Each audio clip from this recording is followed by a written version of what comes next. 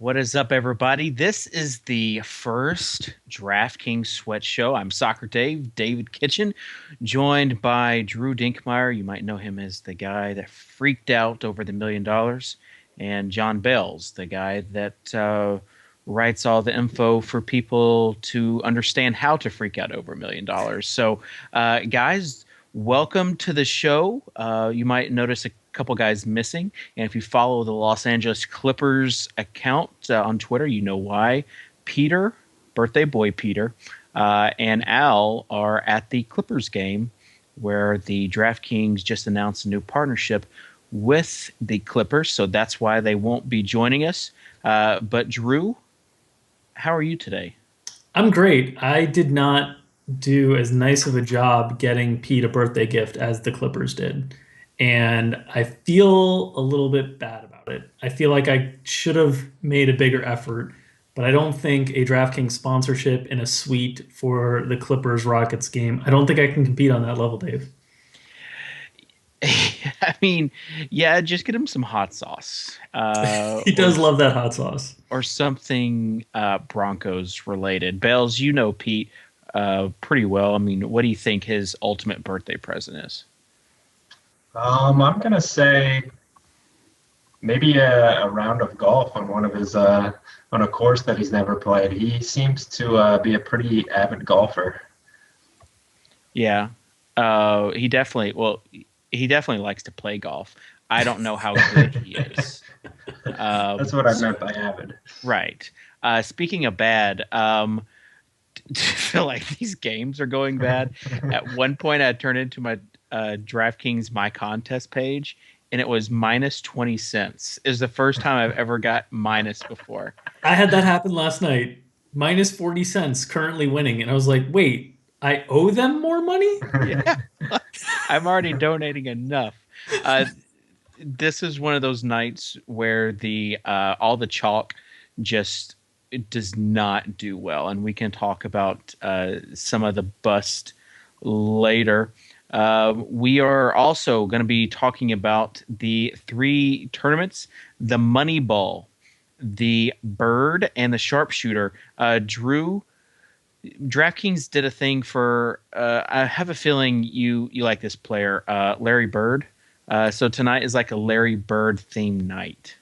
I think it's really cool. So you've got entries at $333. That's the money ball.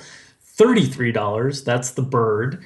And $3, the sharpshooter, all in honor of Larry Bird, which is really cool. DraftKings obviously has Boston ties, and it's the heart of NBA season. We're getting ready for that 3-point shootout during All Star Weekend, which Larry Bird, that was his event to shine. And this year it's going to be the event that I'm most interested in watching as well. So I think it was a cool shout out to Larry Bird.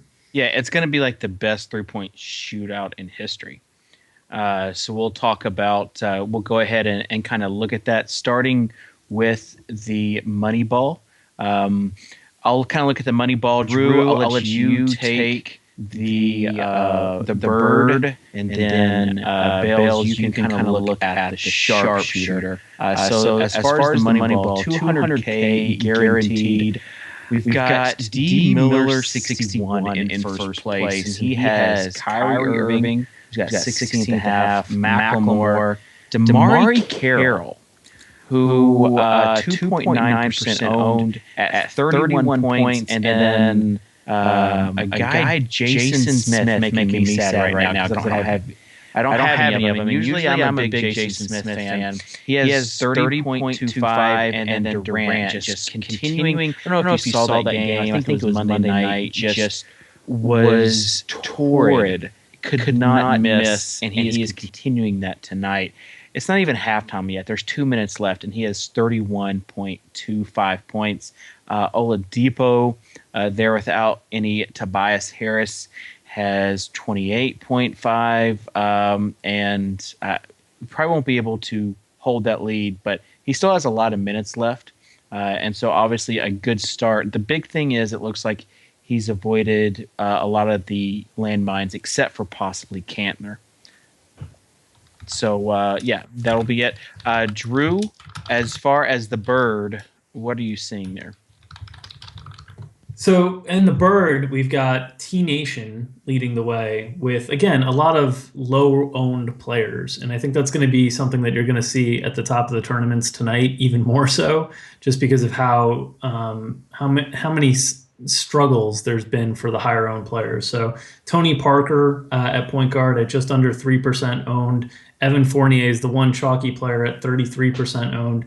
And Kawhi Leonard had a huge first half. Hasn't done much in the third quarter for the Spurs at under 4% owned. Nene, who is already pretty much at his value threshold, at under 4%, he's at 25 DraftKings points in the third quarter. I think he's going to be a popular play on winning tournament lineups tonight because power forward was just a difficult position to fill. Vooch, who's got that big game for the Magic, the one guy who is really having a huge game, 40 points already. John Wall just under 30, David West under 25 in the first half against his old team, New Orleans. A little bit of narrative street on Pete's birthday. I know he always loves that. And Thaddeus Young at under 5%, leading the way here, T Nation. But as you said, Dave, it's going to be really tough to see some of these teams that are in first right now hold on, knowing that Clippers Rockets game is lingering there, because that's the game with the highest total of the night, and that's the game with a lot of star players. So I imagine in a lot of these situations, there's going to be some strong teams coming up the leaderboard late at night here. Yeah, I'm looking at the money ball, and you've got Notorious in second, you got Shanks in fifth, Mario in fourth, Devo Brain and Mark Gino Rex round out the top 10. And then I'm also seeing Sammy Knoll, who won $1 million in the football championship. So definitely some familiar names in this 200K. We also have basically the opposite, the sharpshooter, which you're going to see just a ton of games. Bales, are you looking at leaderboard there? Yeah, sharpshooter is 100K guaranteed, 10K to first, pretty flat payout structure, which I like. I think in these tournaments, so this is a $3 entry. A lot of times I think it makes more sense to just be completely value-based, especially in NBA, whereas maybe you go a little bit more contrarian in something like the money ball. But still, Allies in first place, 218.75 points. So he's crushing the field in the bird and the money ball. Still has 118 minutes remaining. And he's another guy who is pretty contrarian for the most part, just because we've seen the chalk be so poor tonight. Two guys only above 10% owned in that one. So pretty interesting to see that, and also interesting to see just how much better he's doing than the users in the other two big tournaments. Yeah, it'll be fun if basically, Drew, like what you said, if you faded a lot of the early players and you have a lot of late night action going, it actually is going to be, I would say, a pretty fun sweat because of all the scoring potentially that could happen in those two late games, specifically Houston and Los Angeles. You also have the greatness of Larry Bird is kind of what we're talking about now. I know that I enjoyed watching Larry Bird play. That was kind of in when I was growing up. Like, I felt like Bird and Magic and Jordan, Isaiah Thomas. It was a good time to kind of grow up with the NBA. So I enjoyed watching Larry Bird play. Drew, I have a feeling that you could give some insight on Larry Bird. Yeah, so Larry Bird was actually in the very first basketball game I ever watched, which we did as a DKTV giveaway on Twitter a few weeks ago. It was a Milwaukee-Boston game. I was really little. I was going to bed, and I just remember seeing it on TV and asking my mom to stop on that channel before she tucked me in. So he was in the very first basketball game I ever watched, and we all think of Bird as kind of one of the greatest shooters of all time. But I think that really understates how great of a player he was of all time, because you think so much of the shooting. But I mean, this is a guy that averaged 24 points, 10 boards, and 6 assists a game for his career. Just totally nuts numbers. A great floor game, a really great passer. Obviously, a pretty good rebounder to average 10 rebounds a game.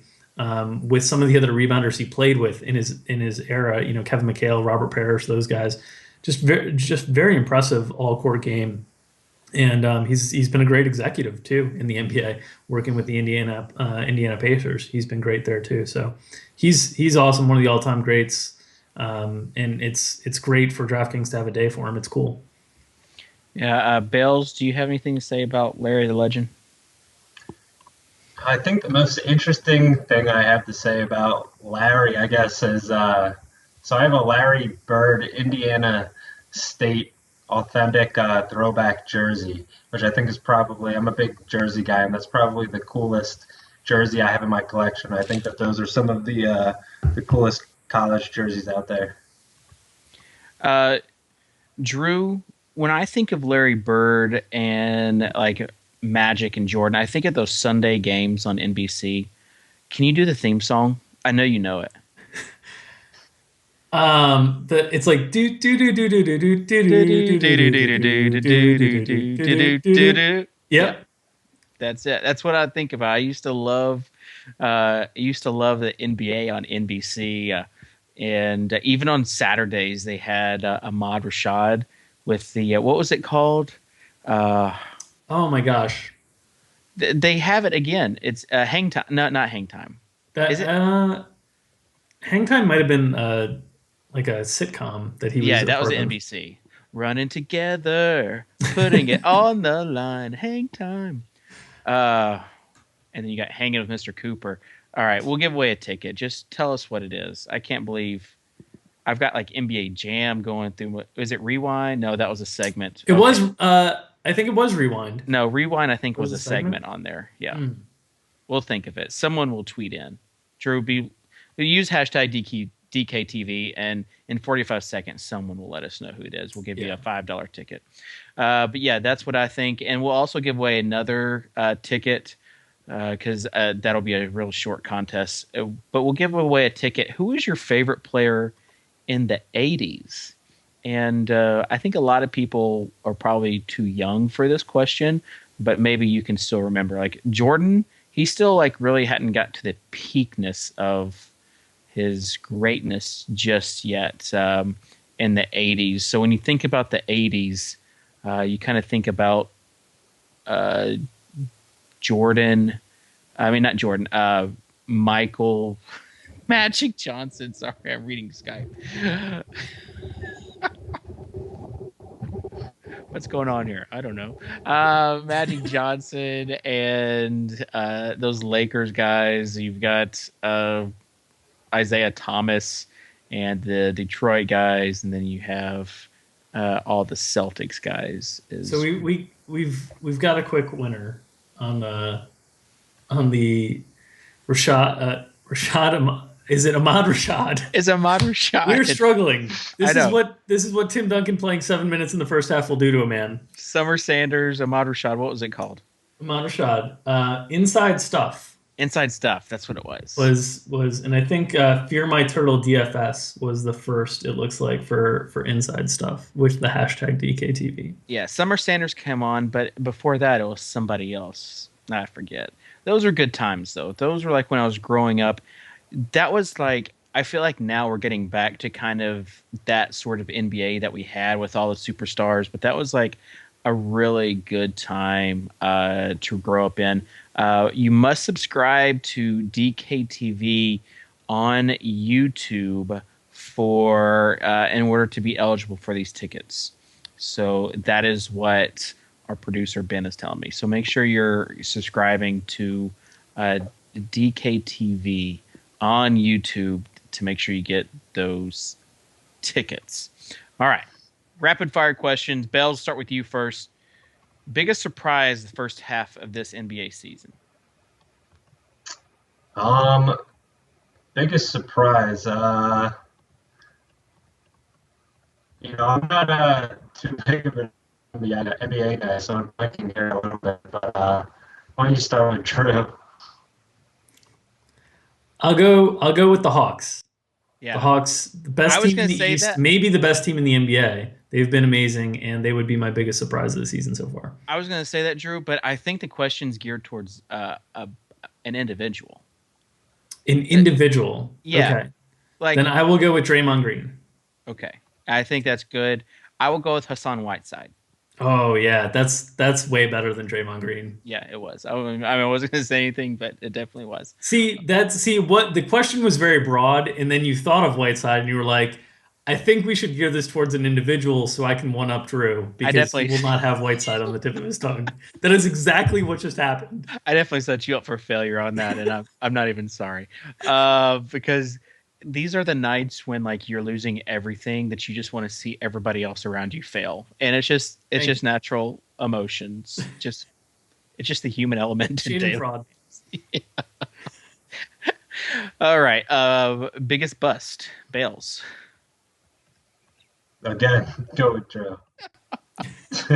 I told you guys I don't play too much NBA. I'm an MLB and NFL guy, and so I just started in NBA this year. But for me, it's right now completely mathematical at this point, just because I don't know the sport that well. So I'm testing things out, and I think that's if you're going to take a mathematical value-based approach, it's best in basketball over any other sport. But yeah, so that's where I'm at right now with NBA. I'll go biggest bust. I'll go Kevin Love. Just hasn't been what a lot of people expected him to be in Cleveland, and it's taken some time for them to adjust. And there were some good pieces. I think Tom Haberstraw had a really good piece comparing Kevin Love and Chris Bosh through the first half of the season's having to adjust with LeBron that was out today. And I think he's probably been the biggest bust for fantasy players for the first half of the season as well, because he's never really been able to live up to what he was doing in Minnesota. I will say somebody that I was big on before, and he just hasn't been what I propped him up. And part of it is because Curry has been such a nice player. But even Chris Paul, up until recently, like he's just been kind of a disappointment. Like we just haven't seen the numbers from him. Part of it's because of Blake, just a lot more usage out of him. But for a guy that we've seen just and historically just dominate, he hasn't. I think that changed when Blake went out, and we've seen a lot more aggressive Chris Paul. So yeah, that is definitely it. Biggest regret, Drew? I think the Sacramento Kings have the biggest regret for firing Mike Malone and turning their head coaching situation into an utter disaster with the Ty Corbin situation. Now they're on to George Karl, who's a very good head coach. But in this whole process, they might have lost the connection with their best player, with Boogie Cousins. So I think that's the biggest regret of the NBA season so far, is firing Mike Malone. I would say the biggest regret is just the New York Knicks. Just anything involved with the Knicks is all the regrets. All right. Let's move on to the 1 minute one-on-one with Drew. So, Drew, you're going one-on-one with yourself. All right. So I'm going to spend a minute ranting on something that drives me nuts. And the two are it's going to be kind of a multi-layered rant today. So I'm going to start the rant off with basically my entire team tonight on DraftKings. Tim Duncan, Evan Fournier. I'm really upset with all of you. I don't even know where to start with the mistakes that I've made. But the second part of this layered rant is the fact that I now have people policing me on Twitter that I can't complain when anything ever goes wrong in my DraftKings lineups because I won a Millionaire Maker. And I don't appreciate that. I'm a human being. I have feelings. I have emotions. I don't like to lose all of the money I put out on a given night. And sometimes I like to go to Twitter and rant about it a little bit, or complain, or make fun of myself. And I don't want you people on Twitter trying to judge my ability to tilt. Let me tilt. I want to tilt. Okay, so he wants to tilt. So I don't know if you went 1 minute on that, but Tilt. I want to tilt. I will continue to tilt. Let me tilt. you can tilt. I Tilt. think it's okay for you to tilt. It just know that people aren't going to feel sorry for you. I don't need them to feel sorry for me. Come join in the party. Tilt with me. Yeah, but they're like, oh, we see this guy, Drew Dinkmeyer, who we know won $1 million, and he's complaining about, whatever, losing a few Bring hundred. you happiness. DraftKings points bring you happiness. Remember that, kids. Yeah, I still have 4 guys in tonight's game left, but the guys that I have playing, like we've got 1 guy in the teens of the 4, so not great. All right, let's do a Valentine's Day preview. How do you handle balancing the lineups with your significant other, especially on a big day, on a holiday, or on an anniversary date night? Bales, I'll start with you because people know from the DraftKings event this summer that you have an attractive girlfriend. So you're still in the single phase, but you are taken, and so this is like much more applicable, I think, to the people that are not married, that pretty much are stuck with the person that they're with. So how do you handle it? Do you feel like you're walking on eggshells? Yeah, so I'm technically, I guess, single, but have a girlfriend that I live with. So it's always something it's tough. I think it depends on the sport too. So NFL is a bit easier because I can do it throughout the week, and then you get up on Sunday, and there's not too many problems there. I think MLB is a challenge, especially I've always been sort of envious of the guys on the West Coast who can set their lineups at 4 o'clock. And, if they have girlfriends, they're probably still at work. So for me, I work throughout the day, and then my girlfriend comes home, and then it's a few hours that I'm still doing stuff. And I mean, I haven't figured it out. That we really haven't reached a resolution on it. And yeah, it is a little bit problematic, I think. Drew? I'm actually, my wife doesn't know I'm here right now. So this is a perfect segue on things that I do to avoid her knowing how invested I am in daily fantasy. It's actually once you get to the part where you're married and you don't have to live up the whole facade of how great a person you are, and they can really see the real you. My wife now knows not to schedule stuff. We do dinners that are 8 o'clock or later, always, never at 7 o'clock. So she knows on holidays, she knows that there's going to be some issues. Christmas Day, that's a big NBA day. I'm going to be working on Christmas Day. Christmas Eve, her time. So we kind of figured out around that. Fortunately, Valentine's Day a lot of times is around the All-Star break for NBA. I'm sure during the All-Star break I'll partake in a little bit of hockey, but I'll probably take the night off there. But if we are out, and you are sweating something, bathroom breaks. Lots and lots of bathroom breaks. Just go to the bathroom. I don't know what it is, honey. I'm not feeling great today. Go to the bathroom. Just start playing on that DraftKings app, seeing where the live scores are. Yeah, and you definitely I definitely think it's I definitely think it's something that you want to make sure those days that maybe are not, like, you want to basically schedule some time for the significant other.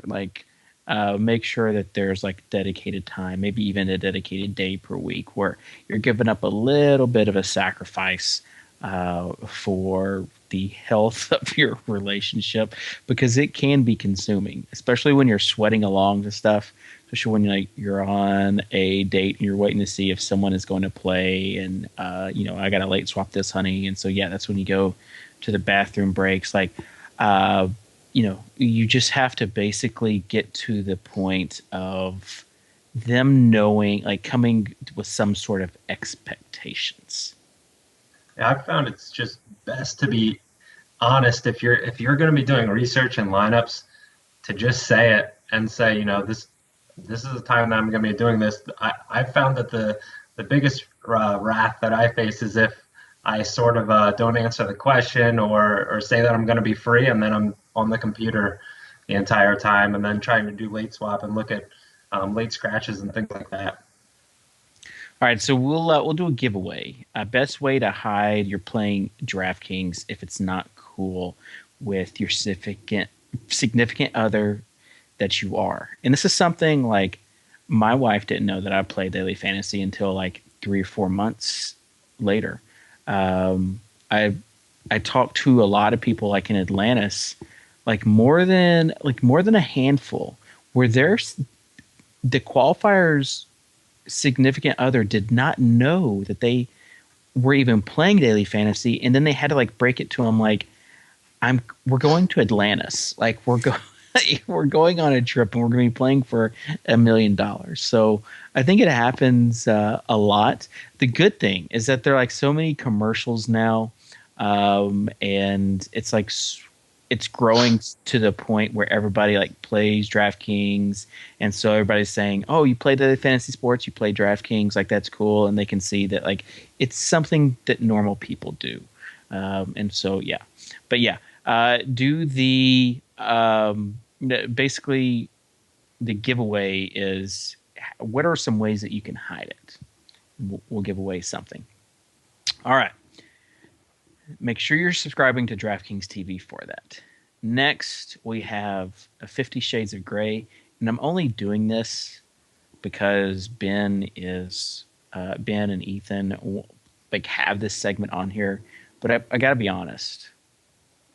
Like this segment is as dumb as my lineups tonight.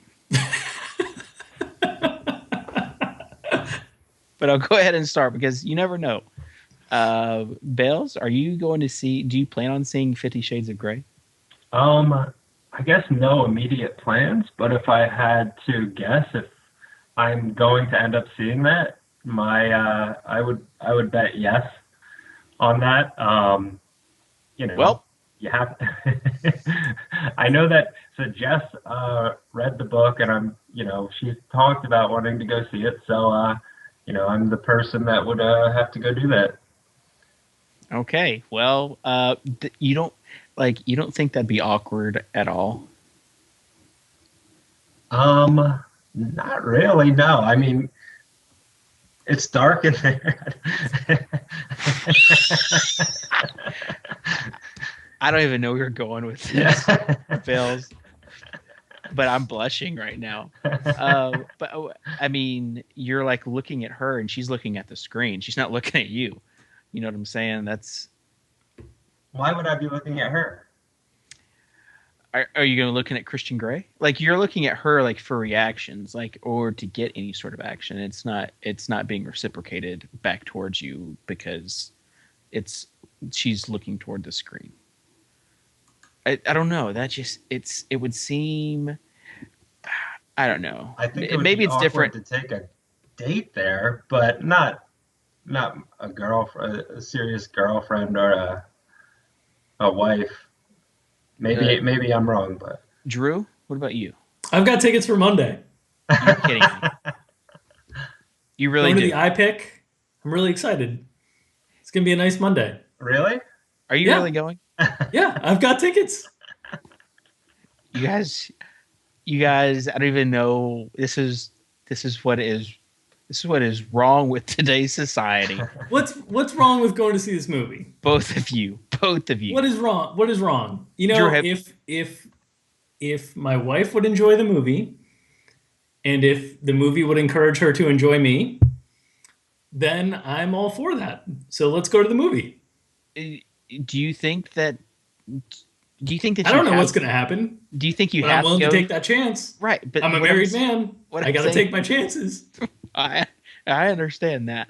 What I'm saying is, do you think you have to go to the movie for that to happen? I don't have a bunny costume. You got to find your niche for sure. Like Bells has a nice body. I have a bunny costume. Maybe yours is that you're you're rich. So you're just not gonna go? If your wife wants to go see that movie, you would say no? No, I wouldn't say no. I would say heck no. Like no. So, But I don't. so how I are you don't going to get to see it then? yeah, like I mean, I guess that's the difference between me and you guys is that I'm a man, and being a man, I can say no, I'm not going to do that. But to each his own. All right. I'm not even going to ask if you. I'm not. There's a question that says like, "Have you read the book?" I'm not even going to ask you guys because I don't want you to lose any more dignity than you already have. One-on-one with Bales. It's your time to rant. Go. All right. I am going to rant about stacking in MLB Daily Fantasy Baseball on DraftKings. I think there's a general consensus, or that a lot of people have questioned if stacking is a good thing, if it takes some of the skill out of the game, if it means that you're not searching for value as much on the individual player level. And I disagree with that completely. I think that baseball is such an event-based sport. It's difficult to project night to night. I think that because of that, there's a lot of usage in tournaments really matters a lot, and there's a lot of overlap, I think, with lineups, which some people might view as a bad thing. I actually think that that's a good thing because it brings different elements of strategy into GPPs. So there's different game theory elements and sort of trying to balance value with projected ownership in tournaments because of that. So I think that stacking is not only a good thing, I think it's a great thing. I think that it actually increases the skill level of the game, and I think that it should stay. Time's up. You actually went over a couple of seconds. I went over. Yeah. He took some of my time that I left on the table. It's like perfect timing though, because now the train's going through Bell's house. I used to live right near the train tracks, and after a while, you just don't even hear it. Yeah, I don't hear it at all. So yeah, maybe you don't hear it because your girlfriend says you can't hear it.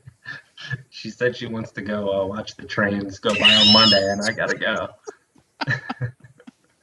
All right, Moneyball. We've got Billy Bebop 57. Billy Bebop 57. Solomon Hill at 0.1% owned, and he is 23.25. Talked about Vooch. Man, New York has been so bad against centers lately. Vooch has a 50 burger right now. And Westbrook has 37 with 8 minutes and 50 seconds left in the third. They do have James Johnson, who has just been terrible. Thank you very much.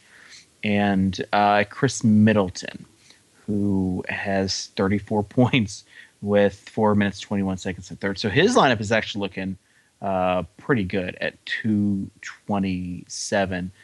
Drew, can you pull up another one of those contests? Yeah, so over in the 150K bird right now, it's a name I can't pronounce. HYDNAWABS. Hydenawabs? Hydenawabs? I'm going with that. Hydenawabs. They're leading with 235.5. DJ Augustine, DeMar DeRozan, pretty much a balanced lineup in terms of scoring. DJ Augustine, DeMar DeRozan, and George Hill and Kawhi Leonard all over 30 points. Vooch with that 50 burger that's going to be sitting at the top of a lot of tournaments right now. David West, who had that huge first half, not doing much in the third quarter. And the problem that he's going to run into, he or she's going to run into here is the exposure to Indianapolis with David West and George Hill. They're up by 30 in the third. So he might not get fourth quarter minutes, he or she, from that lineup. So, and just got overtaken by Cyclogenes, who is at 236.5, has Durant, has Lou Williams with 36.75, George Hill with 36.75, LeBron, and again, Vooch and Durant. That's a good team. That team's going to finish It's going to finish probably in the 270s, 280s. I don't know. I don't know if that'll be enough tonight. It depends on how that late game goes, but that's a very good team. Yeah. Cyclogenes. Stoudemire was the only bust, 10 Yeah. points the whole game. Also, Stuckey might be, but you've got LeBron and you've got KD. KD and Westbrook against Memphis are absolutely tearing it up. And then, Bales, are you looking at that $3 contest? Yep, sharpshooter. So Owl Eyes just got overtaken by Black Rose 1983. He's got a 263, and he's a Holy cow. pretty serious favorite with 104 minutes remaining. So no one else in the top 32 has triple-digit minutes left. And he's super low usage across the board. One player above 10%, and that's LeBron. DeMarcus Cousins at 4.1%. He has 46 points.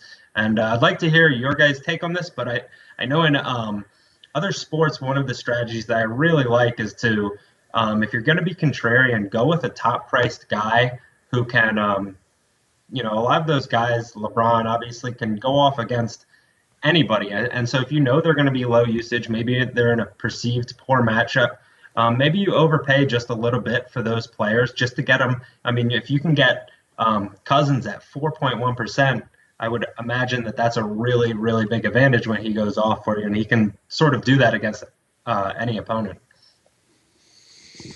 Yeah, I definitely think it's like we talk about the strategy of like players that are going to be heavily owned and taking other players in that same price range, especially doing that with high price guys and guys that you typically might not, such as DeMarcus Cousins, like you said, 4% owned.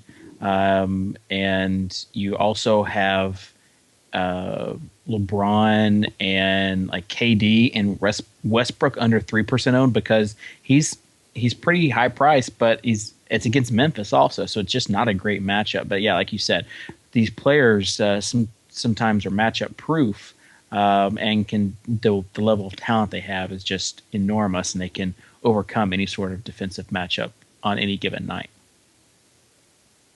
Yeah, I thought that was a great strategy tonight, especially. Everybody was going to look to that late game, the Clippers and Rockets with James Harden and Chris Paul, both high priced. But there were a lot of other really good players tonight. Big full 12-game slate that were priced right around there. You could have got Stephen Curry against Minnesota, DeMarcus Cousins, Kevin Durant, LeBron James. There's lots of other guys, and if Chris Paul or James Harden are going to be 30% to 40% owned, let's say, and DeMarcus Cousins or LeBron are going to be 5 to 10%, are they 6 times or 3 times or 7 times, however whatever X the percentage is, more likely to post a big game? Probably not. And so I think in tournaments that's always a good strategy to try to take advantage of. Definitely. All right, so. Basically, we're going to be giving away some announcements. We've got one of the giveaway winners is from Scump Jr. Intellects, and he says, I hide my DraftKings addiction by installing and uninstalling the app every day. Wow. That is incredible. Yes. And also, favorite 80s player, the one and only Paul Mokeski. Yeah. Jon Potricus, at Jon Potricus. Now, I only know who Paul McKeskey is because of one man. Who's Boston sports guy, Bill Simmons. Bill Simmons used to do a column every year. I think it was called the Paul McKeskey All-Stars or something built around Paul McKeskey.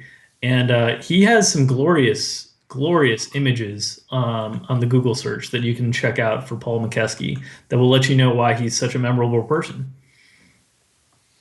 Yeah, I don't think I've ever heard the name. I don't listen to Bill Simmons. I do respect his right to talk out against the man. There, ESPN. But as far as listening to his stuff, no. All right. Best daily fantasy pickup line. And we'll have that. As far as Bales, do you have anything as far as best daily fantasy pickup line? The only thing I can think of is do you want me to handcuff you? Are you talking to me? Or You in particular. yes. Yeah. Is this like? I feel like there's definitely a theme to this show. You really are wanting to see this movie, Bales. I have no plans. I'm not in Drew's boat yet, but I'm just saying, if I had to guess, You're talking about I'm probably handcuffs. gonna I mean, it's pretty much over for you. Drew, any sort of pickup lines? Oh boy.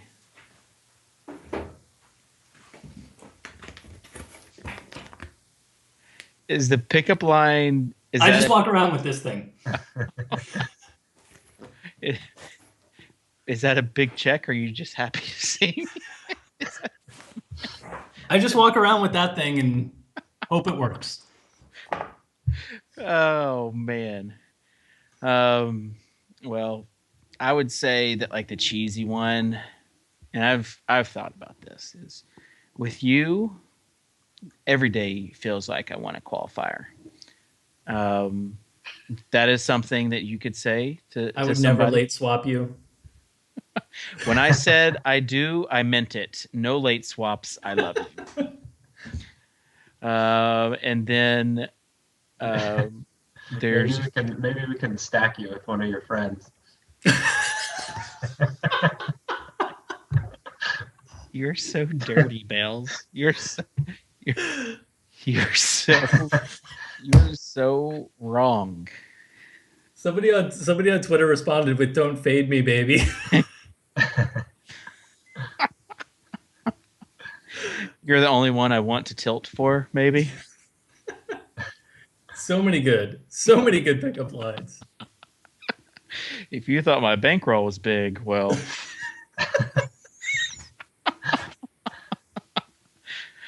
All right. So Not as good as the deposit bonus.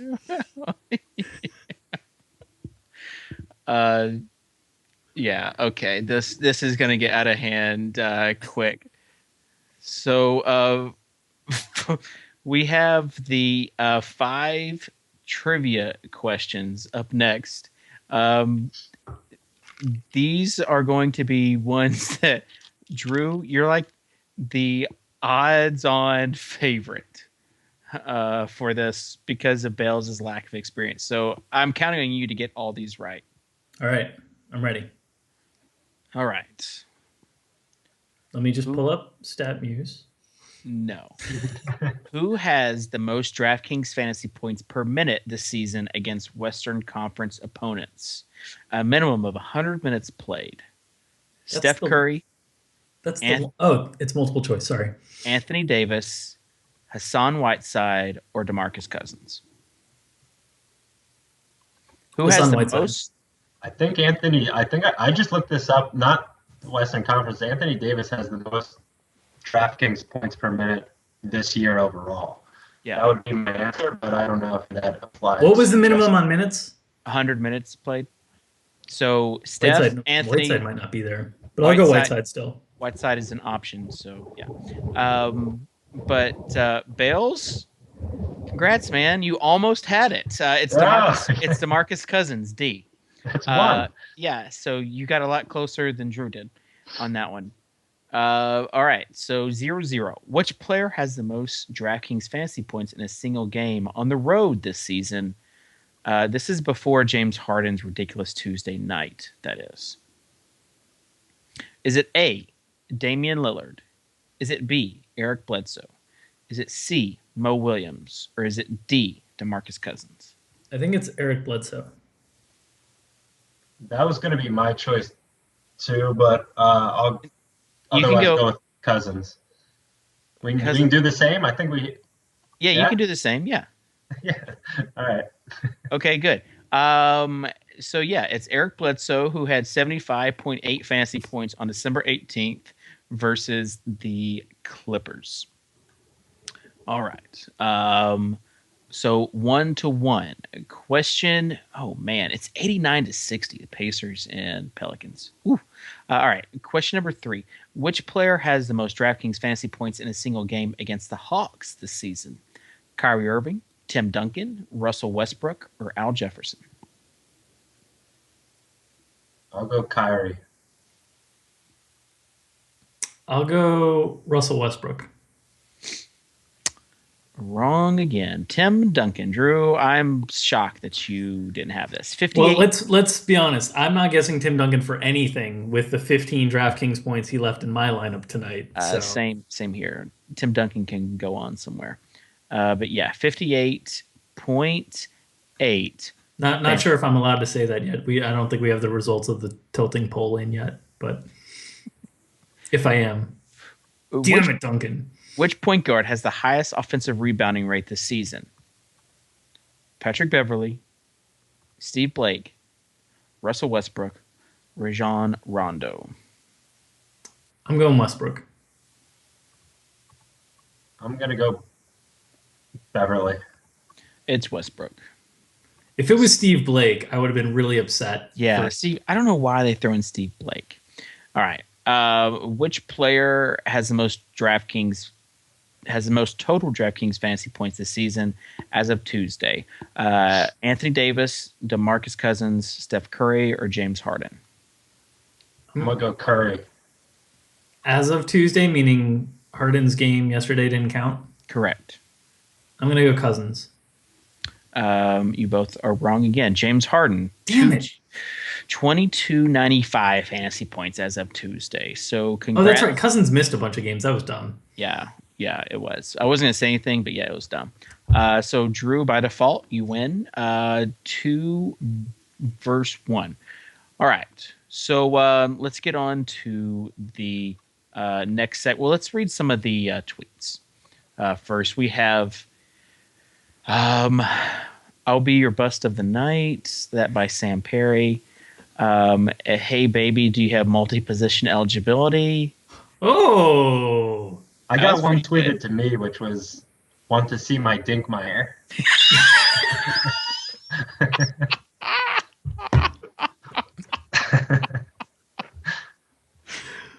No. Baby, tonight you'll be 100% owned by me. So Sam Perry, Benny Levin, Steve Buchanan, all you guys are winners. Congrats. Nice job on the DKTV stuff. All right. So we'll do, I guess, my one-on-one, my rant. And it's just going to be like a quick rant. And that is like the value guys. The value guys always suck me in. And it seems like I have had a really big problem with picking the ones that are going to do well. And some of them are like highly owned, but like you've got Halls the other night who was trash. You had Ajinka that it was trash. Tonight, James Johnson and Fournier were the thorns in my side. Ajinka is going to do, I guess, all right. But yeah, I'm having a big problem like with guys that I think are like no-brainers that are just absolutely terrible. So it's like the value is just not picking it right. I'm having a value slump this past week. So I need to figure out how to channel my inner draft street and get back to picking the good value plays, because that was how you won on Draft Street, the company that DraftKings acquired, is by finding like the good value plays. And so yeah, I'm hoping the All-Star break I can just kind of reset, get back to the November and December I had, and just kind of forget January. January last year was a bad month. January this month has not been a good month. So hoping to reset, come out strong. So yeah, that would be it. And there you go. That's my rant. Let's do the basically who's at the top right now. So you've got the sharpshooter Allies still at the top with 283, but probably going to be passed by Black Rose. We talked about, in fact, he just was passed. Danny Green at 45.5 is pretty incredible. That game is over. And so, at 284 with 61 minutes remaining. You've got 263 with 64 minutes remaining.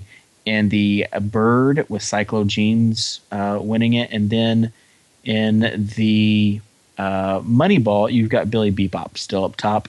And I guess the guy closest to him is G-Man 2127, who has Kevin Durant. He has Kevin Durant, who just got his double-double. He's got 52.5, and the game's not even in the fourth quarter yet. So he's going to go for like 70. That's a lock. So yeah, all right. Blowouts, all that other good stuff, injuries, foul trouble. They all basically contribute to my closing thoughts. This has been like a sad DraftKings. The first NBA DraftKings TV sweat show should have been a good one, and it wasn't. It was a bad one. My computer didn't I rebooted, and all of a sudden it wouldn't start. I've got Drew and Bales. I've lost pretty much all respect that I had left for them with this whole 50 Shades of Grey thing. You've got my guys that are just doing absolutely terrible. So this has kind of been a terrible night for me. And I wish I could say that guys being on the show has made up for it, but I'll be honest, and it hasn't. It hasn't at all. So there you go. That's my closing thought. Bales, you want to say something? I guess my closing thought would be that I am shocked that you will not go to see 50 Shades of Grey. I think that that's a perfect opportunity for you to gain some DFS points so that you can, spend a little bit more time on your lineups late at night when you're doing NBA. So just a little bit. I'm shocked by how shocked you are that we are probably gonna go see the movie. I did not think this was going to be a guy's movie. That I thought this was going to be a Still Magnolias type of thing. So maybe I was wrong. Maybe this isn't the book I've heard about. If it's going to be like Steel Magnolias. Still Magnolias isn't erotica? Just saying, maybe it's a different book. Maybe. All right. Drew, any closing thoughts from you? Let me tilt. I'm sorry, Drew. There's this point. There's just this threshold where once you pass that 7-digit mark, it just you are no longer allowed to tilt. Unless you go back below the 7-digit mark. Tonight might help. Below it a lot. And you're not there yet. So you can tilt to your wife after. Keep it to myself. Keep my tilting to myself. After you see 50 Shades of Grey. How's that? Fair? Fair. All right. Well, so yeah, if you're still tuning in, what you've kind of taken from this episode is that both Bales and Drew are perverts, and that I am the sane one, which I don't think would have been the popular opinion before the show started. So if I'm the sane one, something has gone awry. Thanks to everybody for tuning in. Also, a cool story in that Clippers game. Not only is it going to be a lot of scoring, speaking of 50 Shades of Grey, but you also had you also had Peter and Al and Jason Robbins there at the press release I guess conference. What would they call it? Press conference. Press conference. That's what they call it. Oh yes. Oh yes. The press conference. been a long night. But yeah, a picture of them, and the Clippers account tweeted it out. Knowing Al, he's probably going to raise some cane that he was not tagged in the tweet that the Clippers tweeted out. But yeah, and again, happy birthday to Peter CSU Ram 88. Wish you a very happy 27th birthday. I can guarantee you that Pete's not going to go see 50 Shades of Grey. I don't know. 27. It's his peak year.